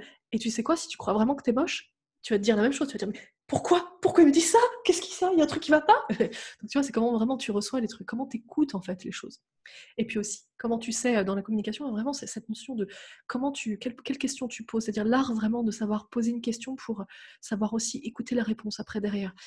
Quand tu poses une question comme par exemple, qu'est-ce qui t'a pris de faire ça? Qu'est-ce que tu veux obtenir comme réponse derrière? Je veux dire, à un moment donné, tu poses une question de merde, bah, tu vas avoir une réponse de merde. Et puis avec une réponse de merde, bah, ça va pas aller très très loin. Ça va vite s'arrêter en fait, et ça va vite dégénérer. C'est vraiment cet art de la communication consciente, c'est vraiment cet art de savoir, ok, qu'est-ce que je veux vraiment au fond de moi, comment je me sens vraiment, et puis après comment je le communique à l'autre aussi. Puis dans quel but, c'est-à-dire qu'est-ce que je veux attendre, qu'est-ce que je veux de l'autre, est-ce que vraiment j'attends quelque chose ou est-ce que j'attends rien? Mm. Par exemple, une très bonne question, ça sera toujours comment tu te sens? Ça, c'est une très bonne question. Comment tu te sens? Pourquoi? Parce que là, on veut développer l'empathie. On cherche à se mettre à la place de l'autre. Je ne sais pas si vous connaissez, toi tu dois connaître Patrice, euh, cette, euh, cette histoire de bâton de parole, voilà. Ouais. Le bâton de parole, où en fait, le bâton de parole, c'est pas tu passes le bâton à l'autre une fois que tu as dit ce que tu voulais dire.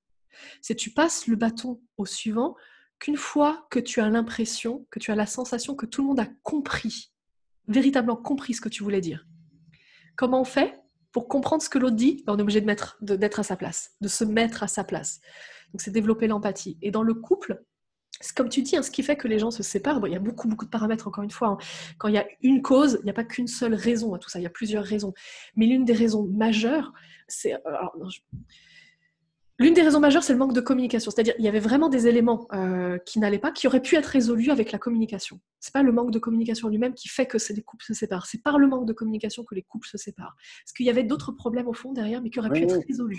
c'est Vraiment. c'est un élément de surface, je suis d'accord avec toi. C'est-à-dire qu'il y a une cause plus profonde dedans, mais si déjà il y avait Complètement. des échanges, des écoutes, peut-être qu'on aurait pu aborder les sujets de fond.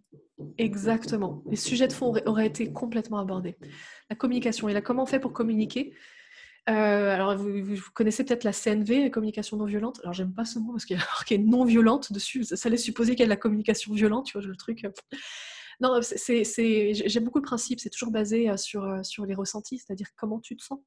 Il n'y a pas de vérité. Il n'y a pas une vérité unique. Il n'y a qu'une universelle. Il y a juste plusieurs vérités. Il y a ta vérité à toi et la vérité de ton partenaire qui parfois n'est pas la même.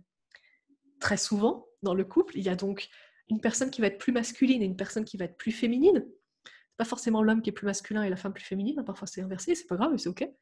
En général, et dans même grande partie des couples, c'est comme ça, parce que d'ailleurs c'est comme ça que la polarité naît dans le couple, c'est comme ça que l'attirance naît. C'est quand il y a quelqu'un qui est masculin et qui va attirer du féminin, etc. Le masculin ne va pas se comporter de la même manière que le féminin. D'ailleurs, au passage, au niveau du fonctionnement du cerveau humain, c'est scientifiquement prouvé. Le cerveau de l'homme ne fonctionne pas de la même manière que le cerveau de la femme. On ne parle pas d'intelligence, de niveau d'intelligence, ça Oui, n'a je rien à confirme. voir. On parle de, on parle de zones activées. Par exemple, en cas de stress, une femme soumise à un stress va venir. La zone du cerveau qui est activée en premier, c'est la zone de communication.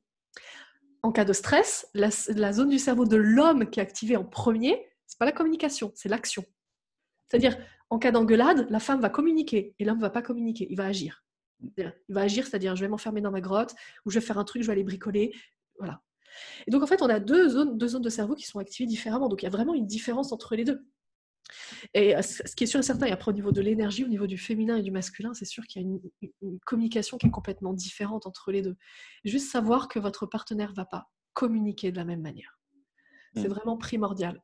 De dire que la façon dont vous communiquez, vous avez envie de communiquer, ça ne sera pas sa façon à lui de communiquer et d'avoir envie de communiquer. Mais c'est pas parce que c'est pas les mêmes façons que vous devez pas faire. Tout à fait.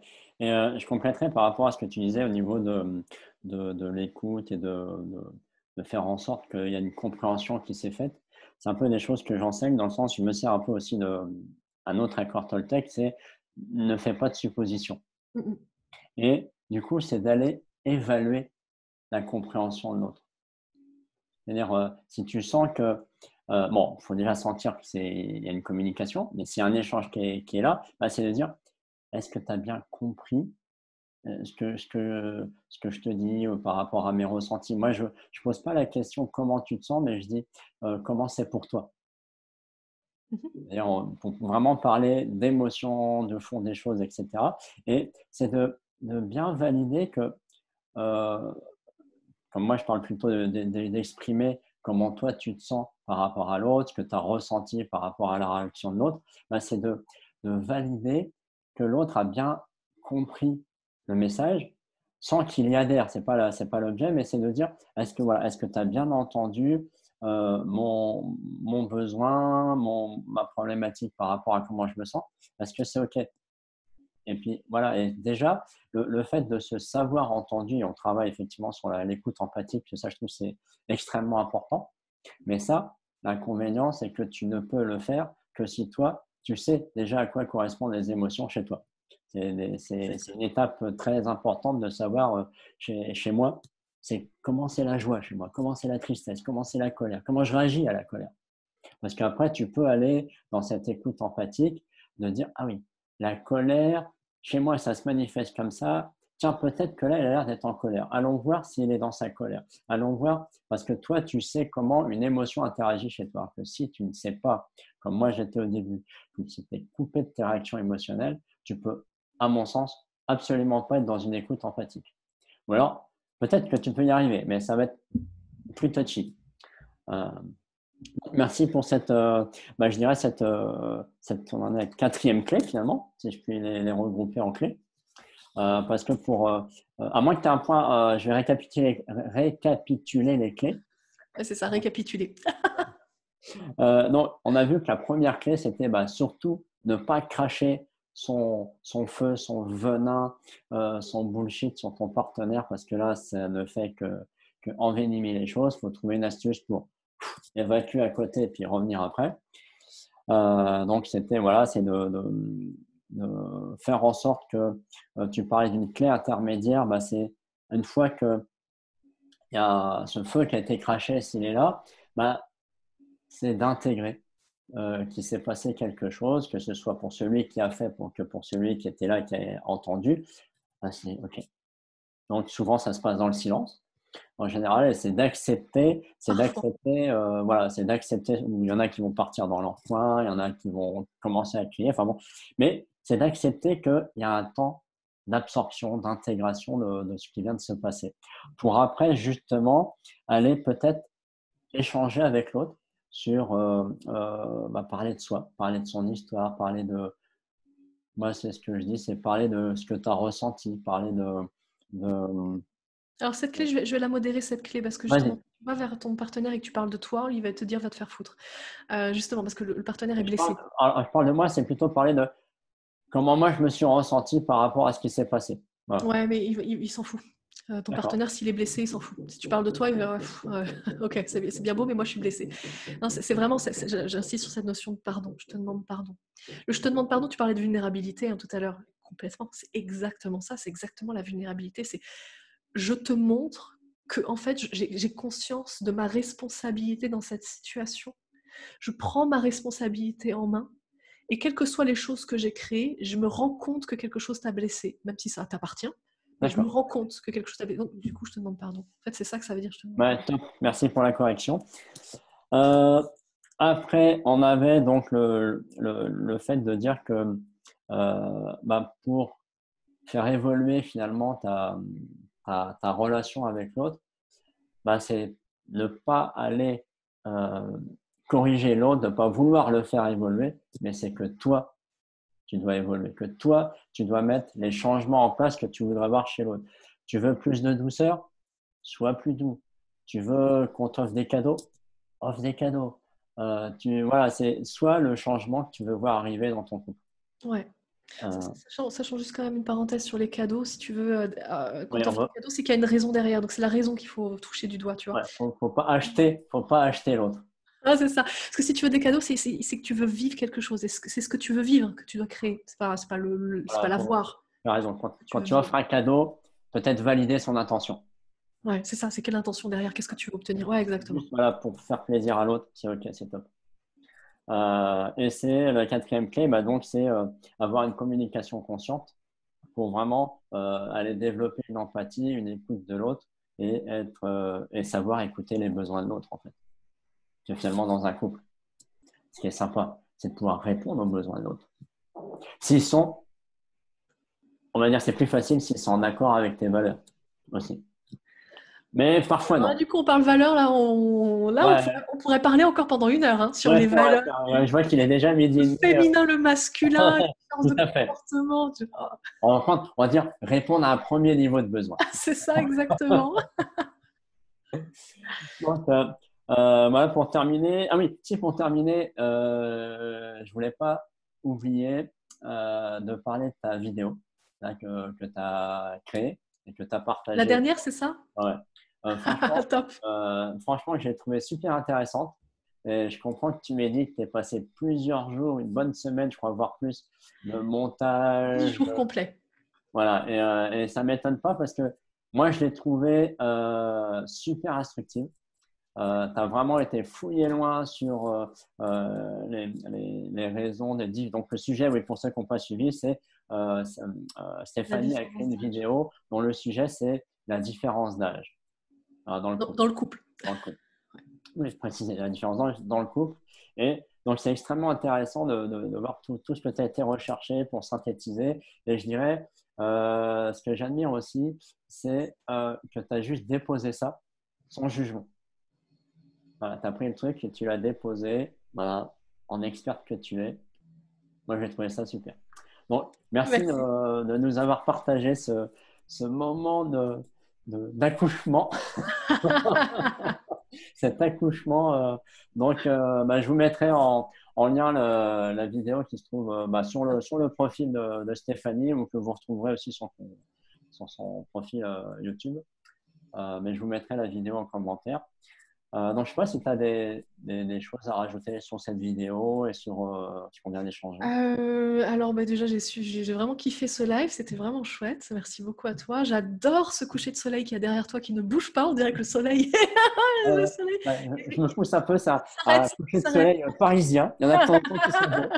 Il n'y a pas trop de pollution. Aujourd'hui en direct de Paris. Voilà, c'est ça. Non, et puis simplement, si je rajouterais quand même une dernière chose vraiment sur ce qui est très importante, c'est que chacun est libre de vivre ce qu'il a envie de vivre et que si votre partenaire n'a pas envie de faire d'efforts, il n'a pas envie de faire d'efforts et que c'est OK. Et que, je répète, et je le répète encore, mais c'est hyper important, c'est qu'un couple qui se sépare n'est pas un couple en échec.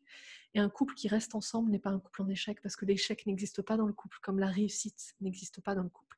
C'est une succession d'expériences. Donc je vous invite à faire le plus d'expériences possible, c'est-à-dire faites des expériences avec votre partenaire parce que c'est la bonne personne puisque c'est la personne qui a la même problématique, la même blessure mais qui l'aborde différemment. Donc parfait.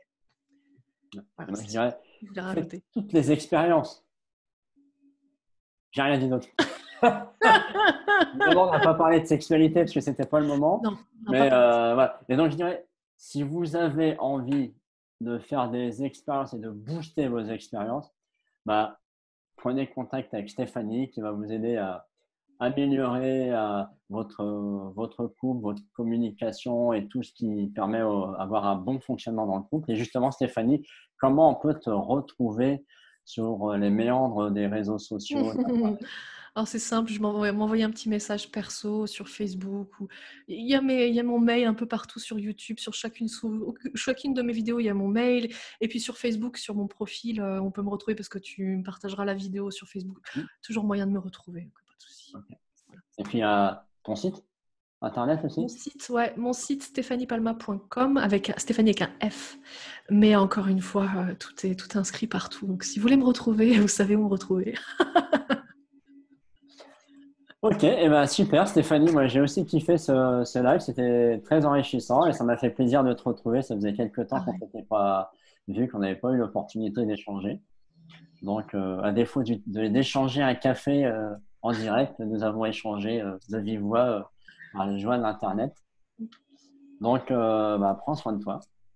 Merci. Prends soin de toi aussi. Voilà, et vous, prenez soin de vous. N'hésitez pas à venir poser vos questions. Stéphanie pourra passer éventuellement essayer de vous répondre. Ou adressez-vous directement à Stéphanie ou éventuellement à moi. Mais pour le coup, allez voir Stéphanie, c'est une pro. Allez, on vous laisse, on vous quitte. On vous souhaite une excellente journée et à bientôt. Ciao.